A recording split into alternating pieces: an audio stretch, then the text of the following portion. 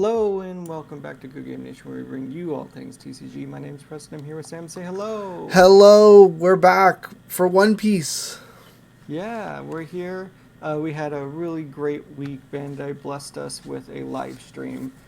So we're going to talk about the top two decks from the Junior Battles tournament on this lovely Meta Monday. Yes, we were feeling very left out of set three. They haven't posted much of any big tournaments. We've been having a field day here in the West with a lot of set two. But I'm very excited to get into these junior and junior high. I believe that's what the divisions were, right? Junior and junior Yep. class. Yeah, junior. Yep. And we have some really different decks, which is I'm really excited about. And this Nami list is been the face of the Nami list for a while now. What do we think? This is super exciting. I love the idea of Nami. I hope that she gets support that makes it a little bit more interesting on like discard from the top of the deck. I've been saying it since we saw it. I want it to be Lightsworn. Um, That'd be I'm terrible. excited to see that it's being played so differently than every other deck. Um, when we were prepping, we said this is what Ace wanted to be, and that is chef's kiss exactly what I was thinking. And speaking of chefs, Zeph is the only character that matters in this deck. So I watched the live stream and got to watch this player just execute this deck to the best of their ability. Unfortunately, you'll see what they played up against, and they just couldn't keep up and ended up getting second, which is nothing to frown upon. This kid would have kicked my ass. But I got to see Zeph actually land a couple attacks, and it must have felt so good revealing 7 cards and dropping them into their trash. Um, so, other than this being very standard for what it is now, it's exciting to see a deck with only 4 characters, all being 4 counts, and all being super essential also. Yeah, I love looking at something that's not red. So I love that's already very exciting for the channel. Yeah, I love the difference in event cards. I love the all send on this Nami mechanic. Um, I don't know if that's what they intended this deck to do, but this is absolutely what we were going to do when we got this. Yeah, it's a completely different deck. It's a lot of fun to play, and I'm just happy to see it do well. I don't know if I have any comments list wise. I think there's a lot of cards that deal with a lot of the issues, like Zoro, spoiler. There's a lot of stuff here to slow it down. I like the Brick Fist to help deal with Whitebeard. The all in on some of these trigger effects seems very, very risky at times. But when you're all in, you're all in. So I appreciate and respect that. Shout out to Nami. Yeah, absolutely. Yeah, I'm excited to see it. I wish it would have won so that we could have a reason for the ban list, but it probably was. There's probably a great reason that this deck is here. Shout out to this young player that's making waves and Absolutely. Absolutely. And the deck it lost to, unfortunately, was Zoro. This is absolutely probably one of the worst matchups for Nami. For Nami to get second, they probably played this matchup for hours and hours.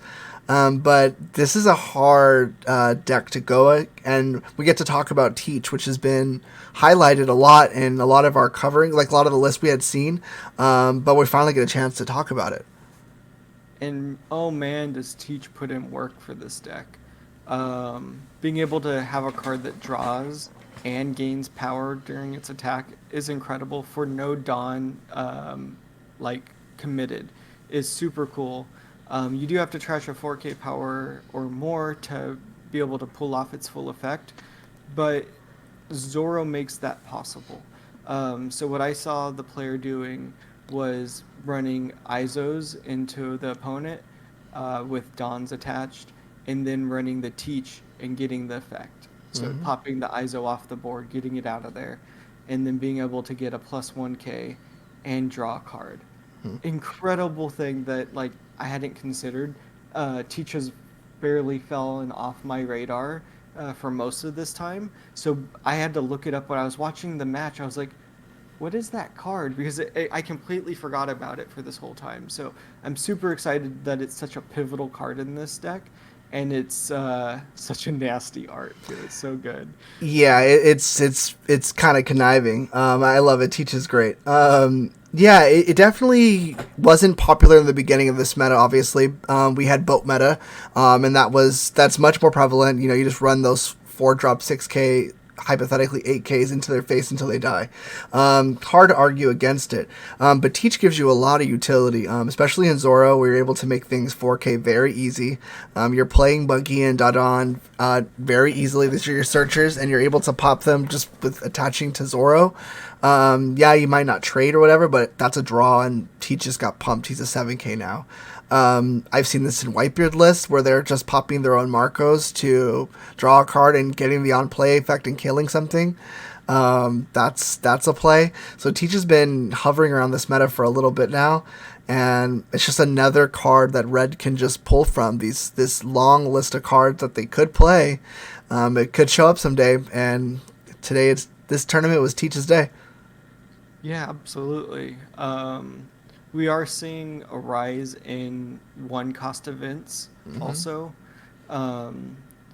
Specifically, Guard Point Mm-hmm. has gained a lot of value in the last few weeks. I think we're seeing that also in set two, Mm-hmm. that red players are noticing that they need to play Guard Point, and they're often leaving one Dawn open for it. Mm-hmm. Or only not being able to fully commit and having that one Dawn available for these one cost counters. And guard point is a great one. Plus 3K is an awkward number. The trigger could be phenomenal Mm-hmm. if you need it to be. Could really shut down an opponent's turn, especially if they're misplaying. You just are able to get that extra boost.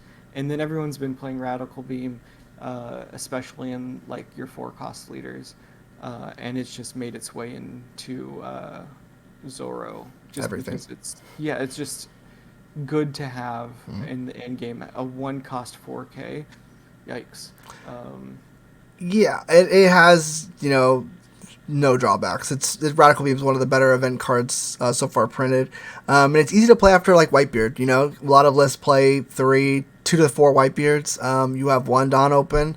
We saw very early on, definitely in set one, probably towards the end of set two, we were prioritizing Red Hawk for momentum, for shifts, but guard point has definitely taken over that role. It's been gaining more and more value. Yeah, the trigger effect is just mightily brutal, especially thinking about Whitebeard as well. It's just so much value in that card. Yeah, it's cool seeing the meta shift that way. It's interesting. and this is also not a true low deck like we have seen. This Mm-mm. isn't the Sunny Coon version of Zoro, so Mm-mm. I'm really happy to see it evolving more into like a mid to late. You're still running a lot of low cost cards, so you get that advantage of Dodon, but you're able to play into the mid game a little bit better with more tech. And I'm happy to see that it's not a Straw Hat build, and it is nearly fully a Whitebeard build. So that's really cool to see. Shout out Marco. Yeah, he can change he'll change your meta for you. Shut up, Marco, man. That brings us with the junior high class. This was younger. I don't think we had the age exactly. They were definitely younger. And then we have the junior class, which was a little bit older. And the runner-up for this was none other than Edward Newgate. Not too much shocking. He's been plaguing this meta, but there are some cards here that are really interesting, like Crossfire. This is definitely a card that we have been seeing a lot of in Ace.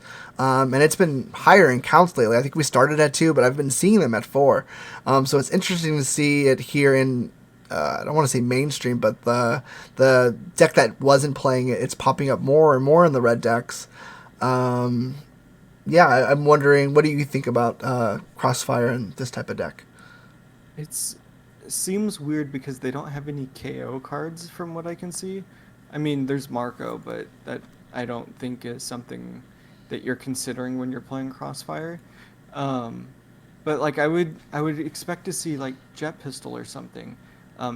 Even though Jet Pistol is very expensive, so that would be probably too expensive of a play. But you have a lot of minus power on board and a lot of things that you have options to do that with, and then you're playing Crossfire and no KO cards. So it's really weird. Um, I don't remember seeing them play it, so I'm not exactly sure what the thought process is on it. But maybe they're just using it to really just clear board. Same thing with Ace. You play Ace, they're minus 3k, and then you're just able to run them over with your monsters. Atmos, Kingdu, and Thatch. That is a disgusting thing just to run over your opponent's characters. Yeah, I think Marco is probably enough on play KO. I think Vista has, when you're playing a card like Crossfire, and you're naturally probably going to play Otama because it's the better of the 2Ks probably. Um, so a card like Vista just seems like, a ton of value. You could play Ace and Vista in the same turn. So that's a card that I wonder, are we crazy? In the comments, let us know. Is do you think there's value in Vista here? Is Marco enough? Marco's usually enough, so I could see that being the case here. So Crossfire is super interesting, and then Thatch. I think Kingdu and Atmos, or if you prefer the other 4-drop, are generally in higher counts, probably around 4s. Thatch is a card that's interesting. Yeah, being able to like run a Thatch into a mirror match where you can run over a Kingdu or something. I also like the respect of Thatch being an 8K. Um, Shout out to Thatch, poor guy. This is seconds before the Teach card happens. Um, but yeah, I think it's good and it has counter. So a lot of these cards are all of them, Yeah, all of them. except for your Whitebeard. Ace and Yeah, Whitebeard, yeah, have counter. So yeah. Yeah, and Crossfire is the cool thing about that card is I think it's one of the few that's main and counter.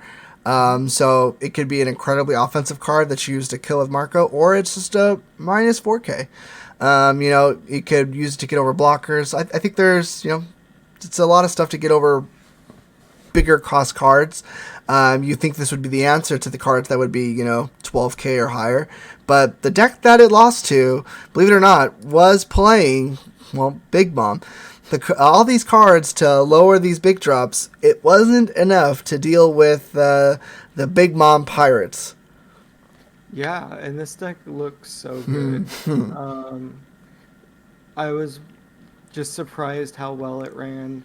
Um, Seeing Pedo pull on KO just must feel terrible. Um, I like that Shirahoshi's here. Uh, Shout out to the Fishman. Um, and Shirahoshi also has been fairly overlooked in my mind too, but it's an actual plus. Draw three, trash two. There's not very many cards in this game that are actual pluses, and the one that we did have that was an actual plus got banned. Get rid of it. So yeah, got rid of it. So this looks like a really fun deck to play. It does stink that it's still very stuck with its first set stuff. That it can only get better from here. They're still playing Strucin, which I don't think they play other than to have a good searchable 2K counter. 2Ks are good. I mean, you play all the ones you have, which are putting Sanji and Strucin, but I think it's an easily swapped out card if you get a better 2K, because it doesn't have. I don't think it has playability. Yeah, and I don't see any of the theme deck stuff here, so I don't know if that was readily available yet. I don't know. I don't know if I have all the details on the tournament. It should be. But if it was available, there definitely was. That Yamato's a crazy good 2K, so I'd imagine it wasn't available because that's a easy plug. But I see Katakuri. He reminds me a little bit about Smoker. Smoker had that pump as well. They seem very similar in a lot of ways, but this deck has 2 searchers. That makes the world go round when you have 2 searchers. So you have the deck movement. You have a very, very strong end game. Even if you're not playing Big Mom Pirates, I think Katakuri and, you're looking at the Yamato from the theme deck or whatever it may be, there's good cards to fill in. Smoothie and Cracker are excellent mid-game cards. The deck is just missing this extra utility it'll get from more sets. Different 2K combos. I don't know if there's anything wrong with them. There's just definitely colors. All the colors have better ones, right? You get this with more sets, so only look up from there. And then yeah, just a little more utility. I don't think you really want to play Shirahoshi or Peckham's necessarily. But you know, again, with more cards, I think that probably gets swapped out with the 5-drop 7K Yamato for the theme deck. You know, it gives you more versatility and more, you know, muscle. It's a very, very strong deck. So it's interesting to finally see it kind of crack that gate. You know, when it has these strong advantages, it's just a really strong nod to how good, you know, Red is. Yeah, I'm happy to see that we had 4 different leaders in this tournament. Mm-hmm. 3 colors. Usually we're talking about red all day, so I'm happy to talk about at least blue and yellow, especially yellow, which I don't think, at least as far as I can remember, doesn't have a win. This is its like Mm-hmm. premier win, and it was done by like an 8-year-old or a 14-year-old. One of those 2 age ranges. That's what the tournaments were. So, Shout out them. um, and these players were so good. Everything from the way they played to the way that they shuffle when they're starting, you can tell that they don't screw around. This isn't like they went out and played. Like, I tried to keep the alt arts true to form. Nice. Made these, and these kids are playing like $300 plus decks or more. Yes, sir. Uh, it's a serious deal, and to be playing at that level at such a young age, hats off to them. Very entertaining and very exciting to see um, young talent grow into someone that's going to be at Worlds in the next few years. Um, so Absolutely. Absolutely. Yeah, it's amazing that we have that. That's one of the things I loved about the Pokemon format. We have these younger divisions where, you know, you're not playing against hypothetical sweaty adults every single tournament. So gives them chance to breed in a hopefully a better environment. Shout out to age groups. I love it being this way. And all the decks were incredibly interesting and incredibly fun. Yeah, I don't think we've covered yellow except when Big Mom topped like that very, very early tournament that we never saw the list for. Devastating. But yeah, Katakuri in with a dub. Is this the change of the meta? Are we seeing a new guard? I hope so. Comments. Let us know. Is Katakuri the real deal? I think it might be. 2 searchers. I don't know. I can't argue against it. Hmm. But guys, if you made it this far, please consider doing the YouTube things. Like, comment, subscribe, and we will see you in the next one. See you around. Peace. Bye.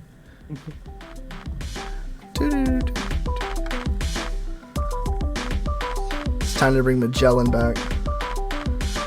He is as annoying as Shadow. That makes sense. In the anime and in the card game. We can't not talk about Magellan. There has to be a Magellan shout out on every Mother Monday. Gonna get a Magellan tattoo.